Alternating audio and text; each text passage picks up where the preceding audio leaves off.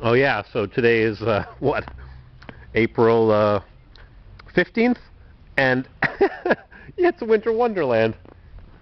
Chevy trucks, a big barn, old brick building, and lots of ridiculous snow. Snowstorm in April, and they're calling for 6 to 20 inches. Okay, so you're a skier, a snowboarder, you love this stuff, but take it to the mountains. We're at lake level. We don't get these snowstorms this late in the season. Pretty, isn't it? Pretty old building. It's pretty. All these nice Norway maples and the spruce trees. But, come on, man. I've had enough. I'm not going to plow. Do I have a choice? Maybe it'll melt by July. Goodbye.